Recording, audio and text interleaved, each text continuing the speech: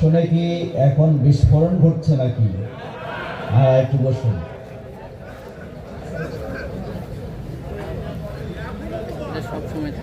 আসসালামু আলাইকুম ওয়া রাহমাতুল্লাহি ওয়া বারাকাতুহু। আলহামদুলিল্লাহ ওয়াসসালাতু ওয়াসসালামু আলা রাসূলিল্লাহ আম্মা বা'দ।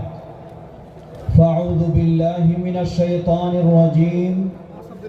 বিসমিল্লাহির রহমানির রহিম। ওয়া'তাসিমু বিহাবলিল্লাহি জামিআ ওয়া লা তাফাররাকু।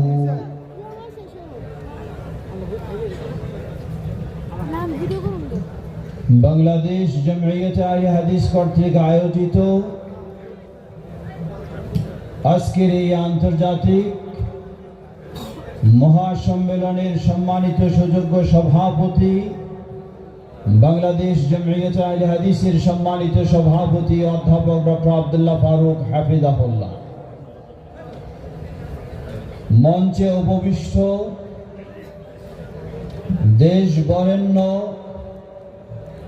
ইসলামী স্কলার ও কেন্দ্রীয় জমিয়তে আহলে হাদিসের দায়িত্বশীল বৃন্দ, আমার সামনে সমবেত দেশের বিভিন্ন অঞ্চল থেকে আগত তাওহীদি জনতা, আমাদের বক্তব্য রাখবেন যারা আমাদের আমন্ত্রিত উলামায়ে কেরাম, তারাই।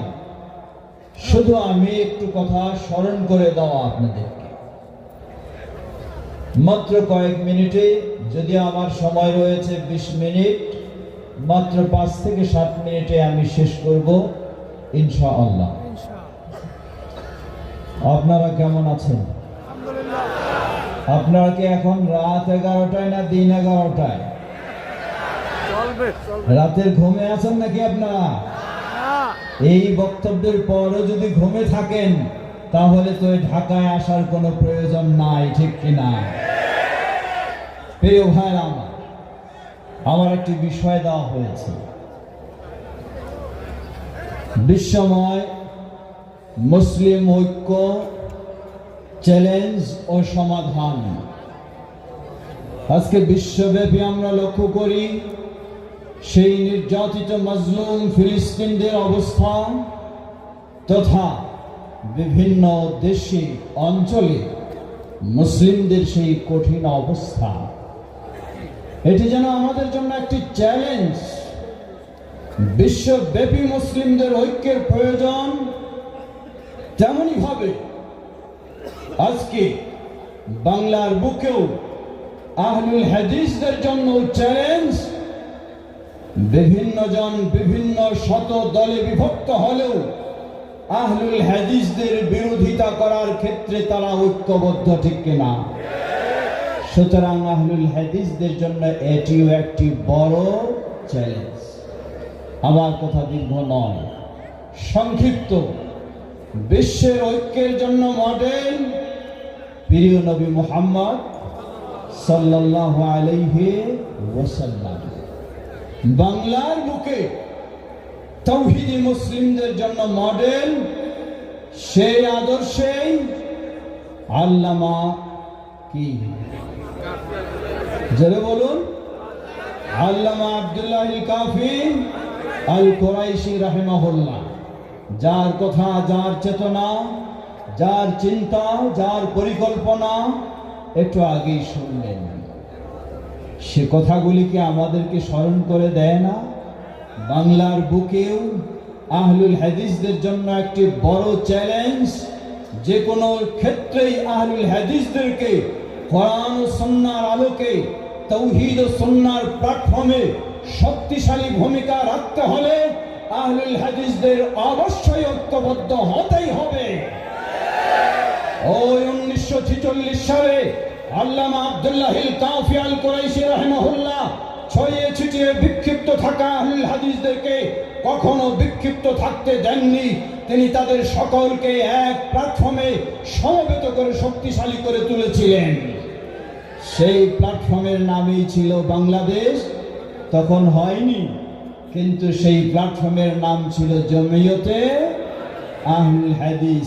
আজকে সেই বাংলাদেশ জমিয়তে আহলুল হাদিস সেই আহ্বানে জানিয়েছে। আজকে এই মঞ্চে এসেছেন প্রফেসর ডক্টর মুসলিহউদ্দিন সাহেব, এই মঞ্চে এসেছেন ডক্টর ইমাম হোসেন সাহেব, এই মঞ্চে এসেছেন প্রফেসর ডক্টর মঞ্জুর ইলাহি সাহেব, এই মঞ্চে এসেছেন প্রফেসর ডক্টর আবু বকর জাকারিয়া সাহেব, এই মঞ্চে আসছেন সেই ডক্টর সাইফুল্লাহ সাহেব, এই মঞ্চে আসছেন আমাদের আরো আগে থেকে যারা আছেন সাইফুদ্দিন বেলাল মাদানী সাহেব, আরো যারা রয়েছেন। সুতরাং এই মঞ্চ সেই ভূমিকা রাখবে। বাংলার বুকে আহলুল হাদিসদের ঐক্যবদ্ধ এক প্ল্যাটফর্ম আমরা চাই, কি বলেন ঠিক না? সেটি আপনাদেরকে স্মরণ করে দিতে চাই। আজকে আপনারা এসেছেন প্রতিটি মহল্লার প্রতিনিধি হিসাবে, প্রতিটি জেলার প্রতিনিধি হিসাবে।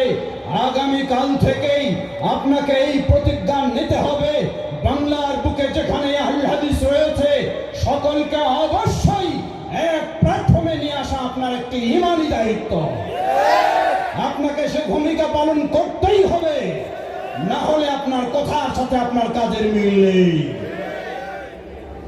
সেই চিন্তা নিয়ে যখন আমরা কাজ করতে পারবো, বেশি দূরে নয়, বাংলার বুকে প্রতিটি মানুষ আহলুল হাদিসের ডাকে তাওহীদ ও সুন্নাহর পথে ঐক্যবদ্ধ হবেই হবে ইনশাআল্লাহ। আল্লাহ আমাদেরকে সেই নীতিমালা সামনে রেখেই ঐক্যবদ্ধ হওয়ার তৌফিক দান করুন। বাংলাদেশ জমিয়তে আহলে হাদিস সেই আহ্বানই জানায়। ডক্টর মুসলিহউদ্দিন সাহেব কয়েকটি বিষয় খুব গুরুত্ব দিয়ে কথা বলেছেন। আজকে যে এই বিশাল ভূমিতে আমরা রয়েছি, দুজন ব্যক্তিকে